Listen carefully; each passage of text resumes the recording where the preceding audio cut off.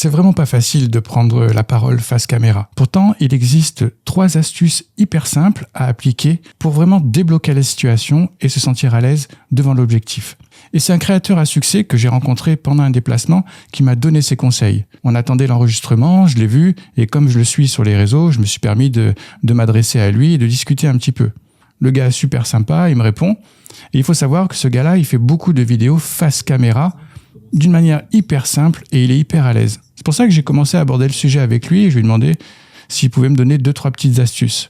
Déjà, il a commencé par m'expliquer que ce n'est pas de l'objectif qu'on a peur, mais c'est de ce qu'il représente. Et c'est vrai que si on réfléchit, on est souvent crispé, on ne sait pas quoi faire de ses mains, on bafouille, mais c'est pas ce petit point, cette petite caméra qui nous fait peur. C'est ce qu'il représente. Et il représente le public, un public fantôme qui n'existe pas encore, puisque la vidéo n'est pas encore postée.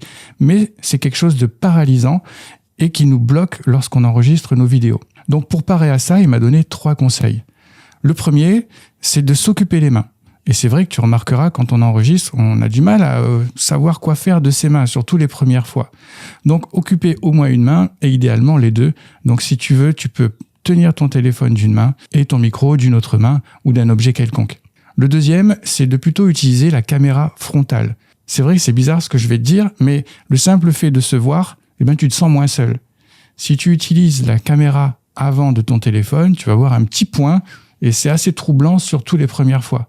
Mais dans un premier temps, utilise la caméra frontale. En plus, tu te vois, tu sais si tu es bien cadré ou pas. C'est vraiment préférable. Et le troisième conseil, il est tellement évident que j'aurais dû l'appliquer moi-même, c'est de s'enregistrer sans avoir pour projet de publier la vidéo. Tu fais des petits enregistrements de 30 secondes, 1 minute, où tu racontes des petits passages de ta journée, par exemple. Mais tu ne te mets pas la pression en te disant « je vais publier cette vidéo ».